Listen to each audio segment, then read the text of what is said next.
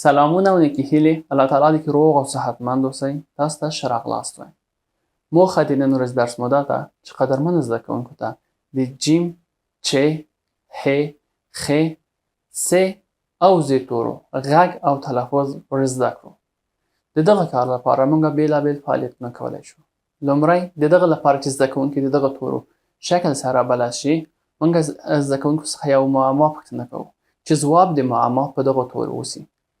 بیا هغه کلمه د تختې پر سر لیکو. پس له دې مو چې دا کلمې په تختې پر سر ولیکلې، یو زده کوونکي څخه هیله کوو چې راشي دغه لومړی کلمه چې معمولا یا جیم اوسي یا چ به یا ح یا همداسې نور توري به وي، هغه حلقه کړي. پس له دې چې حلقه کړل ورته وایو آیا ته دغه توری پیژنې یا تاسو د توري پیژنئ که نه؟ که یې پیژنده ډېر ښه تشویق یې کړئ، که نه یې پیژنده تاسو ورته وضاحت ورکړئ چې دا فلانی توری ده او دا ده او هر توري منځ کې توپیر یې ووایئ. د مثال په توګه د جیم توري لپاره زه یو معما وایم، وبښئ. زه څه شی یم چې په هر کور کې پیدا کېږم، د کور په پاکۍ کې ډېره مرسته کوم، زما اوږدې لښتې دي، زه څه شی یم؟ معمولا زده کوونکي شاید تاسو ته ځواب درکړي چې زه جارو یم.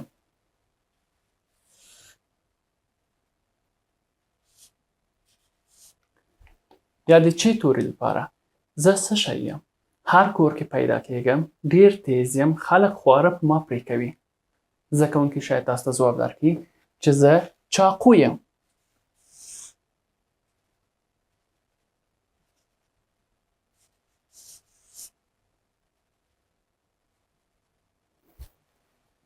یا د ح توري لپاره زه څه شی یم؟ په اوړي کې خلک ما ډېر خوښوي.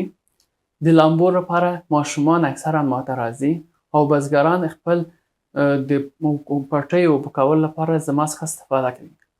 ماشومان تاسو ته به ځواب درکړي چې زه یو حوض یم.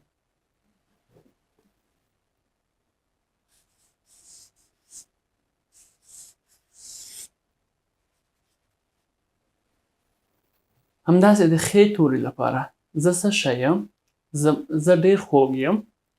زما پوست چې ده یا شین رنګ ده او یا هم زیړ رنګ ده. خلک ګرمي کې ما خوري او زه په اوړي کې ډېر په فراوانه پیدا کېږم. بیا به زده کوونکي تاسو ته وایي چې زه خټکی یم.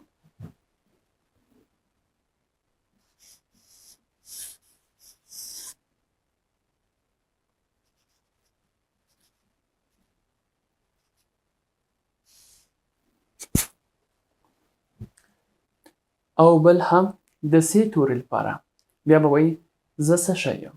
زه داسې یو ځای یم چې هلته ډېرې اوبه دي او خلک په سطل زما څخه اوبه باسي او زما اوبه ډېرې صافې او خوږې دي. بیا به زده کوونکي تاسو ته وایي هو زه پوه شوم، زه سا یم. تاسو بیا سا کلمه ولیکئ.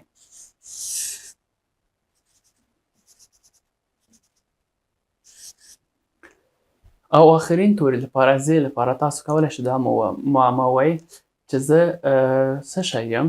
زه هغه ځای یم چې مرغیګانې هلته خپل هګۍ یا ماشومان ږدي او زه په هره ونه یا اکثره په ونو کې پیدا کېږم او د ماشومانو بچي اکثره هلته تاسو پیدا کولی شئ.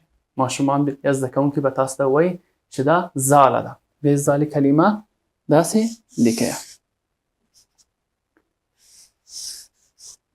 پس له دې چې لیکل د کلمو مو خلاص شول، اوس یې وخت دی چې زده کوونکي څخه هیله کوو تر څو راشي دغه هر توری د اول کلمې حلقه کړئ. هسې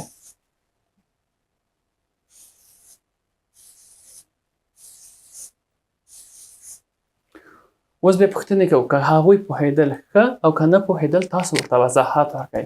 مکمل شکل د هر توري ورته ولیکئ او ورته وضاحت ورکئ چې مثلا دغه چې ده دا جیم ده، دا چې ده دا چ ده،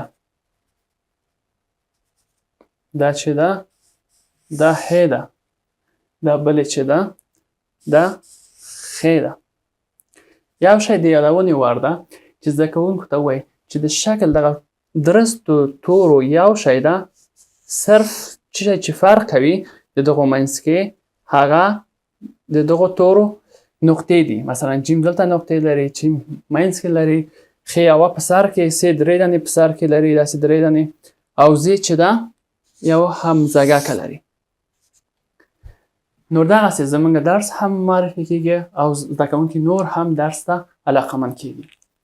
قدرمن ښوونکو، اوس چې زده کوونکي د تورو شکل سره بلد شول، دا یو وخت ده چې قدرمن زده کوونکي د تورو غږ سره بلد شي. د دغه کار لپاره موږ تاسو یو مکعب څخه ګټه اخیستی شو. ولې؟ ځکه د جیم نه تر زې پورې شپږ توري دي او مکعب هم شپږ اړخې یا بود لري. دا مکعب موږ زده کوونکو ته ورکوو او هغه څخه هیله کوو تر څو یې واچي.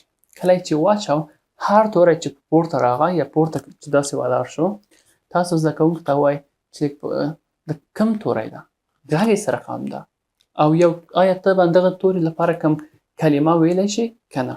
مثلا موږ یو زده کوونکی د مثال په توګه راغلی او هغه دا واچو، پس له دې چې معلوم شه دا د کوم توری ده، جیم، غږ یې څه رقم ده، ج. یو کلمه د دې لپاره وایي جمشید. همداسې نور توري لپاره ادامه ورکوو.